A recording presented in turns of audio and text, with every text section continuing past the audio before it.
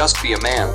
Each podcast, we offer commentary from a man's perspective on a range of meaningful topics, such as our world, family, relationships, sex, and much, much more. Our purpose is to impart wisdom to our audience through meaningful and transparent conversation. This program is hosted by 5 brothers from other mothers who have been friends for over 30 years and collectively have over 250 years of experience. Good evening, ladies and gentlemen. I'm Stefan DeVille, leading today's episode. If you listened to our podcast before, our panel consists of 5 gentlemen who have been friends for over 30 years and have a wealth of experience surrounding them. Today's topic will be a tough one, but it's one that needs to be discussed, specifically within the Black community and really specifically with Black males. It's mental health. Charles, what do you think about mental health and its ramifications in the community? Well, first and foremost, it's a critical topic because it's one that unfortunately stays in the closet far too often. You know, folks just don't want to talk about it for whatever reason. Personally speaking, I've experienced mental illness from several different perspectives, just in my family alone. You know, in my current household, for example, I live with it every day.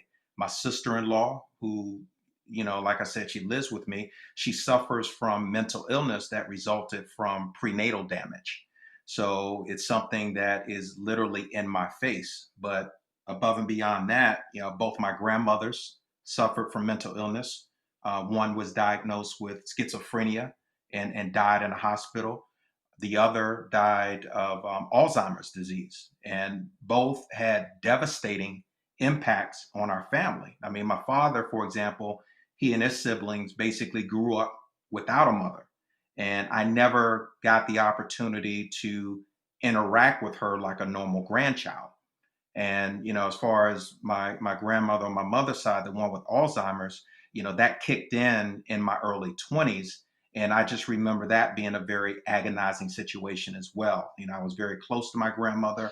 And I remember to this day, like it was yesterday, I knocked on the door, she answered, and she had no idea who I was.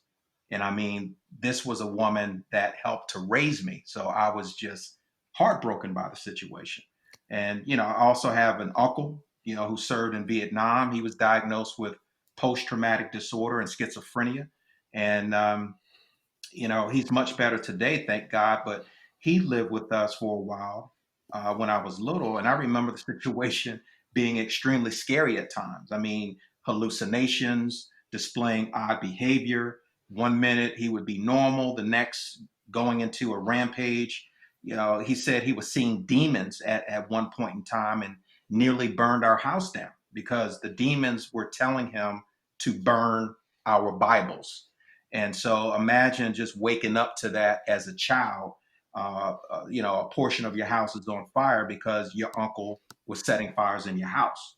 And I was also, one last thing I want to say, I was also misdiagnosed, as a child with a mental illness. There was a teacher in the 4th grade that basically suggested that I had attention deficit disorder. Now, I was a rambunctious child, but I did not have ADD. And I was placed in a class with several other kids that looked just like me, like we were a bunch of lab rats or something. And I mean, literally, they wanted to put me on a short bus to school. I mean, I shouldn't necessarily say they because it was really just one teacher. But luckily, my parents knew better and they challenged the system. And the very next year, I transferred to a different school. I was identified as talented and gifted. So you tell me, you go from being ADD to this smart and brilliant kid overnight? Absolutely not. It's because I was stereotyped and I was misdiagnosed. So unfortunately, that's something that happens to countless people, especially in our community as well. So the bottom line is, Steph, and I'll hand it back to you and the rest of the panelists. Mental illness is real. It's a serious issue. It's something that is just as important, if not more so, than our physical health. And, we will serve ourselves much better by continuing to educate ourselves on the topic. Great discussion, Charles. One thing that you mentioned is having an advocate for you. You know, it's extremely important that someone stay in your corner if you have a mental health issue, or if you have family members that have a mental health issue, because you know, society will label us quickly, and and by labeling on us, they'll say, hey, or specifically black people, they'll say, hey, they're crazy, they got issues. And no, it's not. That's not the case. A lot of times it's just we have some type of trauma that needs to be fixed. So really, really good discussion. I appreciate that, Charles. Sure thing. Wayne, Yes, Charles, sir. did you have any other feedback? No, I'm no, sorry. not at this time, Steph. Thanks. Okay, all right, no problem. All right, Wayne, what do you think about mental health and the issues in the black community? Well, let me say, Steph, I'm glad that you mentioned in our last session that we needed to talk about this, because this is really a big thing. I know that Charles had some really good examples of some things that he's been aware of in his very close to him. So my perspective is a little bit different, and I think it goes to the fact that mental health is something that's not really dealt with a lot in a lot of different communities. And so by saying I don't have a whole lot of experience with that, I think it's really just saying that no one is really gone through the steps to be formally diagnosed or something like that, because obviously there's no one who's immune from this. So my perspective is a little bit different, because I don't really have those examples as we've heard. But one of the things that I wanted to bring up to for folks to listen or to think about is one of the things that I've tried to do is in dealing with stress individually, dealing with stress. I've started getting into things like the meditation, affirmations, and different things like that. And what I found is, I think a lot of people, or myself, I'll use myself as an example. You kind of you're dealing with things on a daily basis, that just the pressures of life. And at some point in your life, you just start to accept it and say, this is the way that it has to be, or this is the way that it is. And what I found by doing some meditation, taking some time out, whether it's a few minutes or more, if you can do that on a regular basis, I find that you can kind of calm your mind down a little bit. One of the challenges that I've had is just I'm always going at 100 miles an hour. I'm thinking about a bunch of things, some of it good, some of it not so good, but it's all there. And you lay down at night, and it's hard to go to sleep because your mind is still racing. So one thing that I would like to suggest to folks who may not have an issue that is something that's been diagnosed and there's prescriptions involved and things like that, but something that may help ease a little bit of stress, something that may help calm you down or refocus you or recenter you, is look into meditation. And when I talk about meditation, there's meditation music where you can just listen to something and just sit quietly and just kind of zone out that way. And there's also guided meditation where you could have someone speaking in the background, saying, giving you kind of some directions, telling you, helping you focus, or telling you where to focus, different things like that. And YouTube is a great place to find that kind of stuff. And you just look up some sort of meditation, you find something that matches what you think you're looking for, and it's worth a try. And that's what I have to offer. Thanks, Steph. Okay, well, thank you, Wayne. Mike, what do you think about mental health in the black community?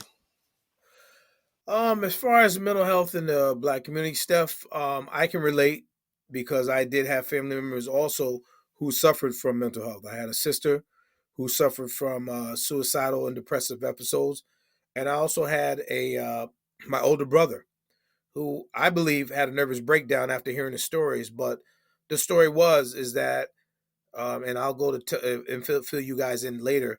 But my mother, my birth mom, um, she had an asthma attack after having an argument with my father, and she wound up dying. And I was a month old, and when that happened. My brother was there, and he called the ambulance. The police came.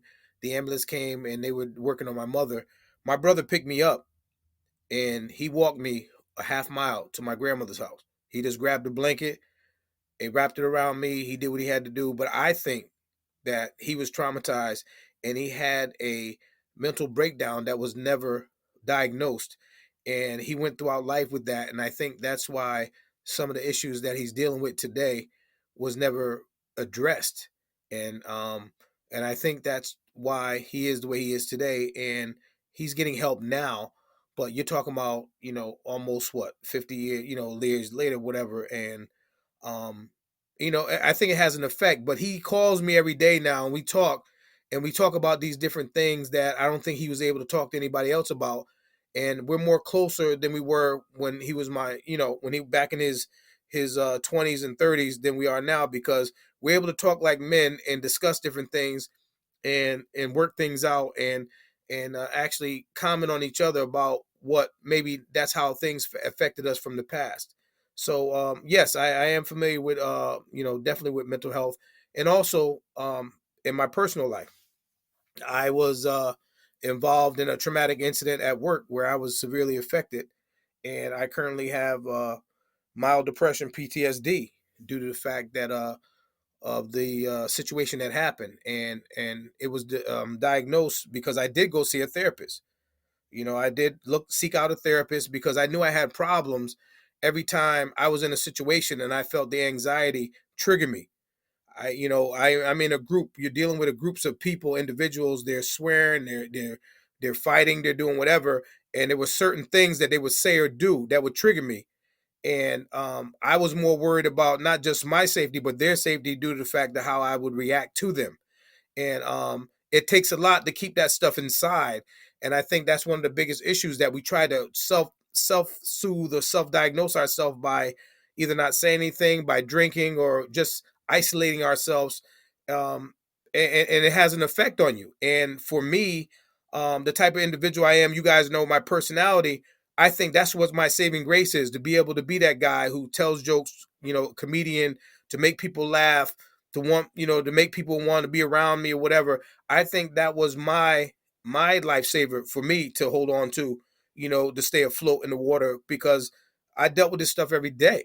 And I'm a father, I'm a brother, I'm a good friend to my brothers, and for me to deal with this stuff, it was very hard. And just to be a good coworker, I don't think anybody at my job can say anything negative about me, but they don't know about me, what's going on inside of me, when they see me every day and I show up to a job, which sets me off sometimes. And it's kind of hard to go into a building knowing that you might get set off or get in trouble for no reason, due to the fact that you have some things that are beyond your control. So yes, Steph, I am, I do have, uh, you know, I can relate to mental health, in the Black community, and and that's it that I have to say for right now. Thank you. Mike, you brought up a great point that I want to address real quick. Um, you're talking about walking into an environment that is going potentially going to set you off. And I think right now, today's May 7th, I think of the emergency room, the doctors and nurses that are working in the ICUs with the current corona effect. I'm sure, without a doubt, a lot of them are going to be experiencing mental health issues, because you already know that you're walking in, and this could be the last time you walk in. You might get admitted, and you Right. might die because you're actually performing a duty to try to save someone's life. And I know it's got to be mentally tough for them.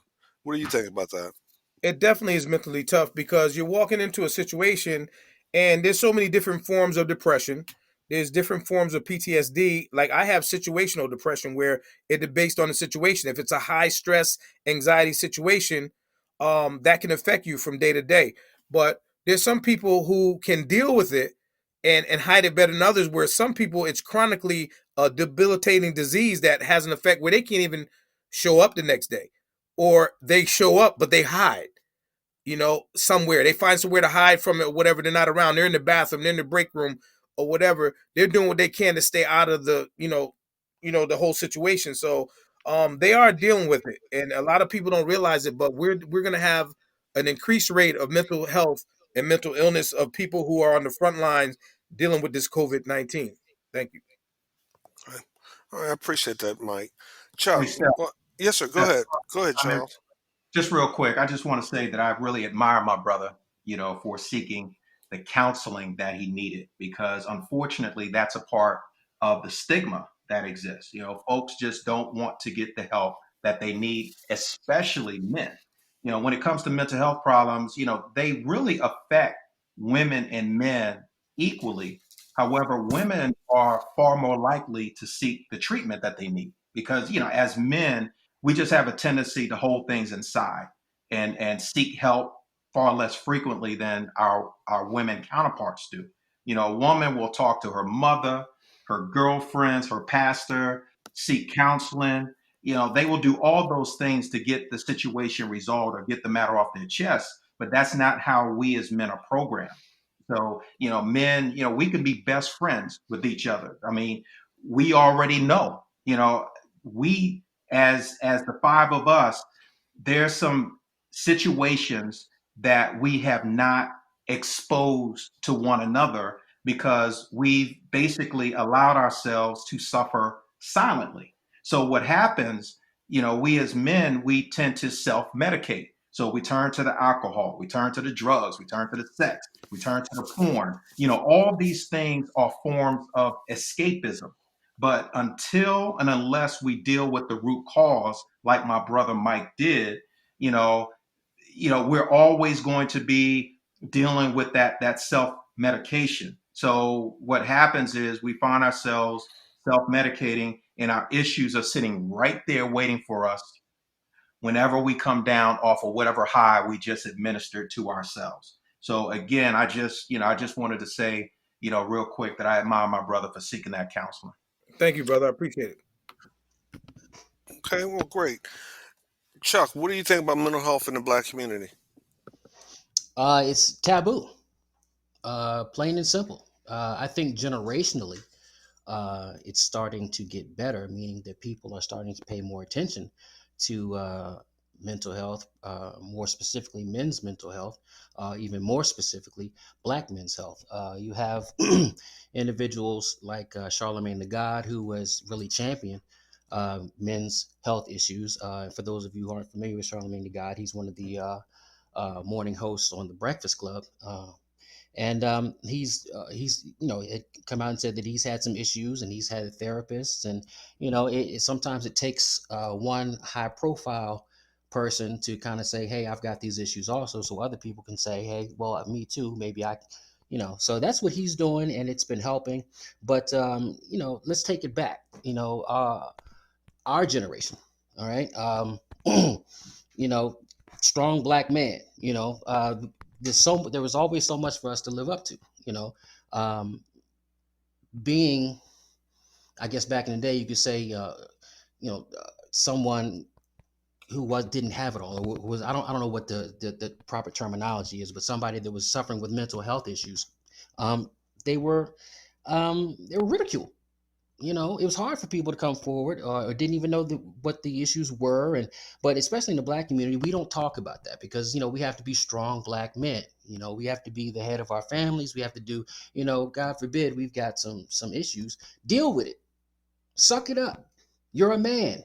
Those are the things that I was told when I was a kid, you know. But times were different then. I can't speak to the research. Maybe someone out there, medical professional, can chime in and let me know how it was back then. I'm sure we have grown in terms of our medical expertise and in terms of psychology and things like that. But I just remember vividly, um, you know, not it being frowned upon. So you know we have to, I think my issue now is, now that we're more aware of mental health and black men's health, how do we now get the youth to understand? Like I said, Charlemagne's doing his thing, but we also have to talk to our kids. And I'd like to see some programs in school talking about, because again, still kids, boys, we don't come forward. It's still kind of a sign of weakness. Again, things are changing, but we're not there yet. So there's conversations that need to be had all over the place. Especially in the home. Fathers, talk to your boys. Let them know it's okay to let things out. We hear this all the time: pressure bust pipes. Well, that's 100% true. As men, we hold things in, we internalize. Again, suck it up, you're a man. Yeah. So that's what we do. So what happens when you have no outlet and you can't let that stuff out? you explode in some way, and in some cases, it could be to the extreme. It could be deadly. So we have to get on top of this. We have to have the discussion. We have to, in our community, we have to let the black man know that it's okay to you know show signs of weakness, be vulnerable. I mean, you're man. Nobody's different than anybody else. But to me, that's what's going on in our community. It's still somewhat of a taboo. We got to break that down. We've got to be able to, let our folks, our black men know that it's okay. It's okay if you talk to somebody, let it out. It's all right. To your point, Chuck, is it okay for a black man to cry? Why not? Why not? When you were on the playground and you fell down, you skinned your knee or whatever, you ran home crying. What's the difference between then and now? You get hurt, emotionally, you're damaged. What you gonna do? You gonna hold on to that? Just suck it up? No, let it out. Let it out. If you don't, the only thing that's gonna happen is it's going to come out, and it depending on who's around you, depending on who's in your life. Sometimes when that stuff comes out, it doesn't come out the right way. 8 times out of 10, the people that you tend to hurt the most are the people that are the closest to you. Because those are the people that put up with your shit. Chuck, Yes. so were you allowed to cry as a little boy? I mean, when you Well, hurt yourself at the playground, you came home, were you allowed to because because I was raised by my in a single parent household. I was raised by my mother. My father was a little more strict. He was a little more, suck it up. He was the one, my mother would come to my baseball games. Hey, she was the participation mom. You did great, son. When you did great. My father was, nah, dude, what's going on? You need to crush it. You need to win. You need to, you know what I mean? So yeah, I mean, I'm from that era. My father was a man's man. He wanted me to win.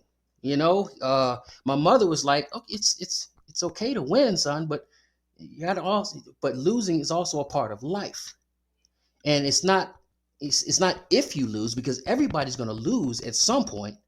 It's how you deal with the loss. So my father, in terms of, hey, he was a man. He wanted me to be the man, and live up to, he was a sports guy. Every man wants his son to be a sports guy for the most part. But you know we don't want to hear that.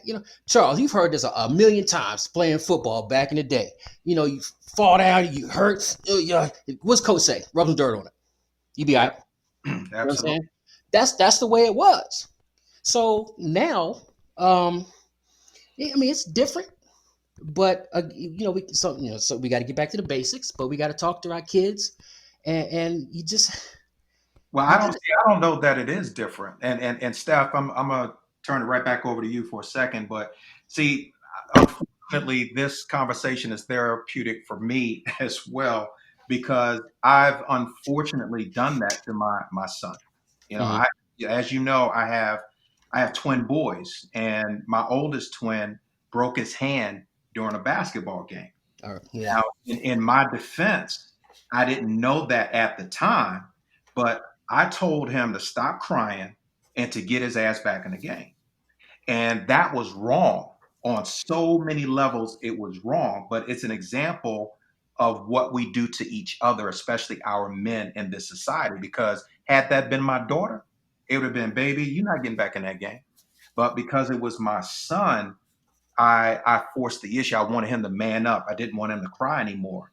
And just thinking back to the way I was raised, my sister was allowed to cry, but my parent would say to me, "Boy, you better not cry, or I'll give you Mhm. something to cry about." So still today, you mentioned the fact that it's changing, and I think perhaps that is a true statement. But I know that I personally have work to do within myself and within my own family. Oh yeah, definitely agreed. I only mean that it's changing in the respect that when you and I were coming up, it was like totally frowned upon. No, you don't talk about mental health. Suck it up. But today, it's a more with this generation, it's becoming more accepted, being more open to accepting help for mental health because, like I said, I use Charlemagne the God, and people in the hip hop community are reaching out and trying to put that message out there. So it's kind, and that's what I mean by it's kind of changing. No, it's still to me the same in terms of a man's a man, and a man doesn't show weakness, and he's really showing weakness if he has a mental health issue. But because you have people that are in those positions saying, hey, nah, wait a minute, pump your brakes, player. Hip hop is cool and everybody wants to look like a thug and all that, but you got some messed up thugs out here. All right. And so I get it. I mean, it's it's I hate to use this term. We used to say it's a man thing, but it's not anymore, man. It's not. We just got to educate our kids. We got to educate the people in our community and let them know it's okay to cry. It's okay to be vulnerable. It's okay to let your feelings out. It's therapeutic. Great points, Chuck. Appreciate that. Now, this is Steph. Mental health is extremely important, but as Chuck has and everyone pretty much has discussed, it's frowned upon in the black community. It's gotten better, but it's nowhere where it needs to be. One, I think part of the problem was access to mental health professionals.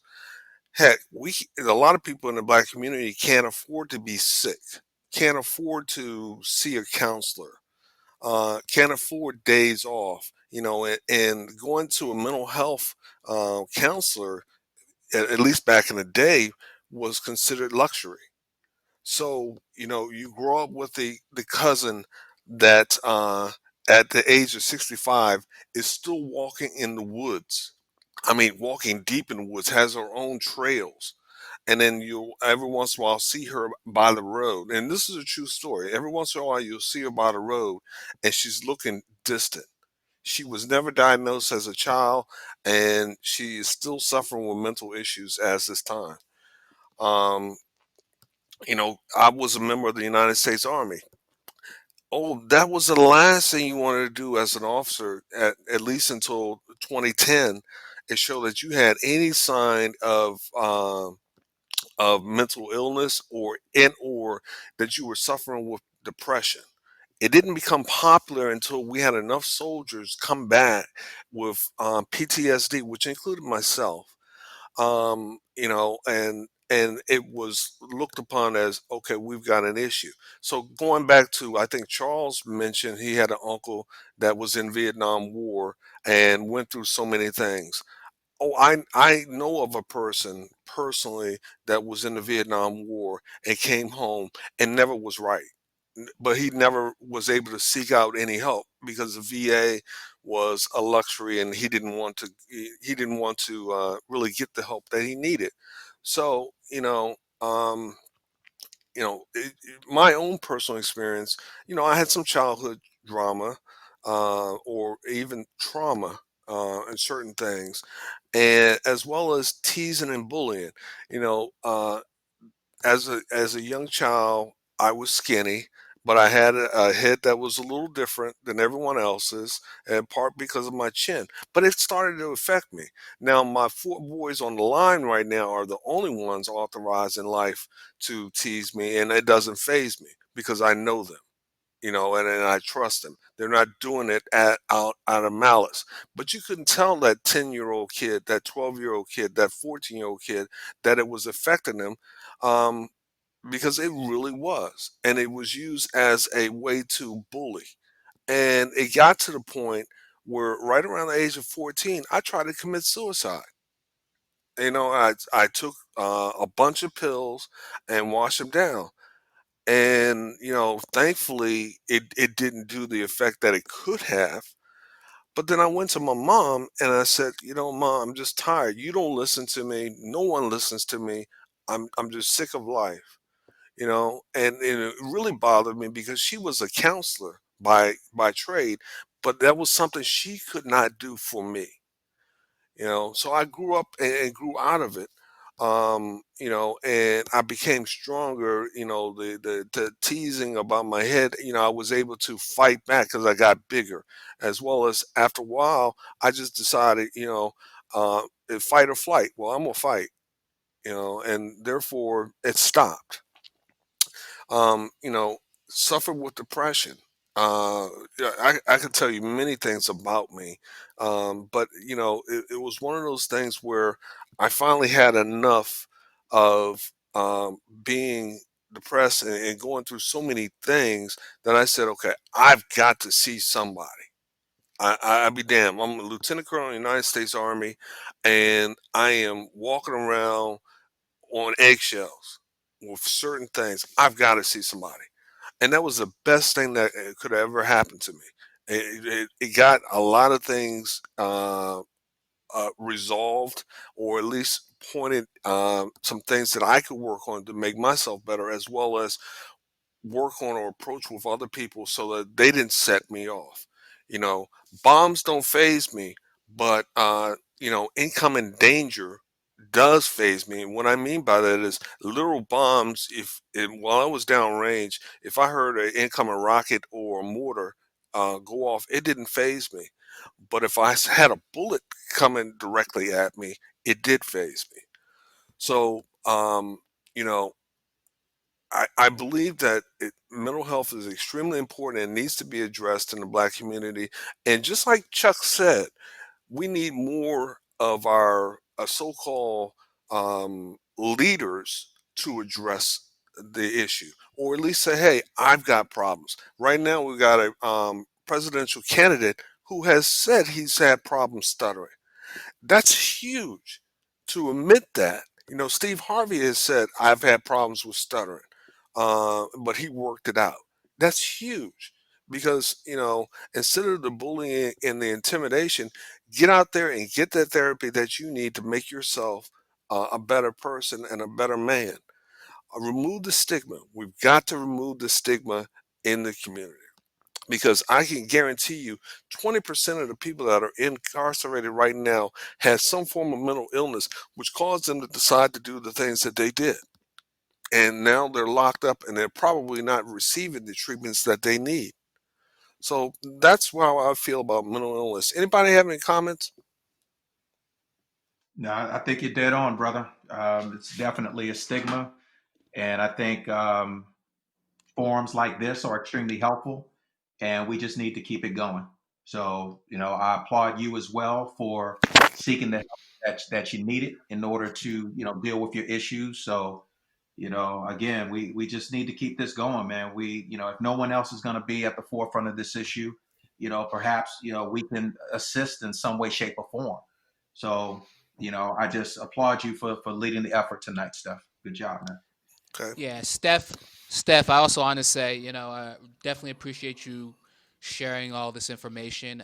So some of the folks on the phone, or excuse me, some of the folks that are listening to us, some of this information is new to some of us, and it's really important to be able to share. As I think Charles mentioned earlier, this is therapeutic to us, although we're looking to help others as well. So, thanks again, Steph, for sharing some real personal stuff. Okay. Well, I appreciate it, guys. Um, well, we're in the part of the segment that we like to call Drop the Mic, where we just give the panel an opportunity to get something off their chest. This is not one of the one. It's not the topic of today. It's a topic that is on their mind. So first of all, Charles, drop the mic.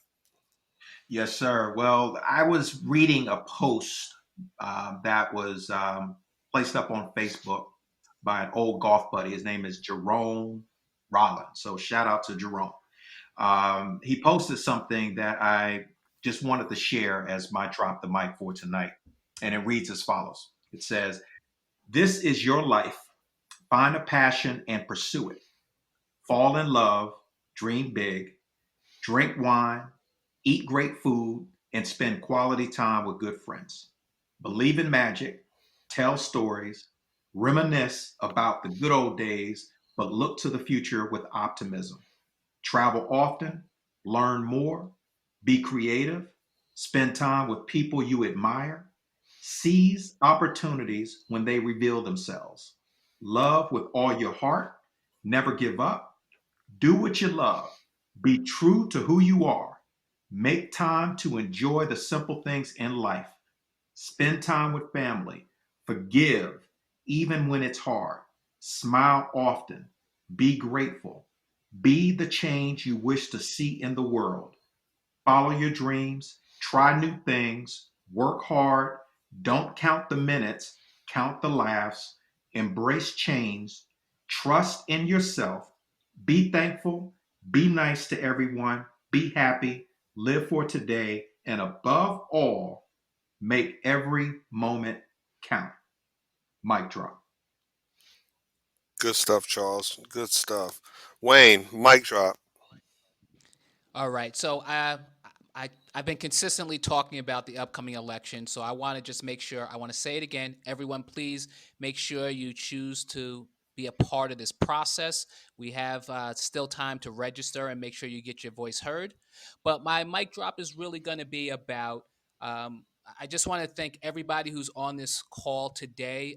Today is the first time that we were able to upload our very first episode. It'll be a while before you guys hear this, but we uploaded our first episode. I just wanted to make sure or let everyone know this has been kind of a labor that we've been going through over the last 2 months, and we finally got a good handle on it. We have a lot of growing to do, but I just want to thank each and every one of you guys for trying to do and doing everything that you've done to make this a success. I think we have some really good topics. We have some really good conversations, and I'm hoping that all the people out there are enjoying it. Mic drop. Thank you, Wayne. Thank you for the labor, love, and the tenacity that you've done to put this together. It definitely is therapeutic. Mike, mic drop. Um, Hello, everybody. This is Mike. I just want to say that I know mental health is a serious issue. It's not just in the Black community; it's worldwide. And I just want to say that if you don't have a support system, be your own support system. With today's social media and everything, you can always look up the information. If you're feeling a certain way, I'm sure you can connect with some information that might help you relate, and then maybe you can bring that to a point where you figure you might need a therapist or something like that. I mean, we all have our own personal issues. We got some minimal problems. We have large problems. You know how you handle the small things is how you handle the big things. And I just want to say that anybody out there with mental health, you know, we're with you. You know, in some way, shape, or form, we're with you. I don't care what color you are, you know, where you're from, or whatever. You know, the fight is real. Um, and now changing gears, I want to drop the mic on. What the heck is going on with athletic attire and gear for kids? I didn't know it was that expensive. My daughter saw a pair of cleats and she said, "Daddy, I want these cleats." And I'm looking at these cleats. I'm like, I'm not paying 100 something dollars for no daggone cleats. She's like, "Daddy, but I really want these cleats." I said, "Let me tell you something. And let me tell you one thing. We are not getting those today. But I'll take it here tomorrow and pick them up. Drop mine." Only Mike, ladies and gentlemen, only Mike. Okay, Chuck, drop the mic. Yeah, mine is along the lines of what Wayne was saying. It's about the upcoming election, and I know Puff Daddy Diddy said something the other day about possibly withholding his vote if he doesn't get anything, or if we black community doesn't get anything from Joe Biden. And he's right to a certain extent, and everybody has their opinion. But this election is too important for splitting votes and withholding votes and staying home and things like that. No, Joe Biden is not my first choice.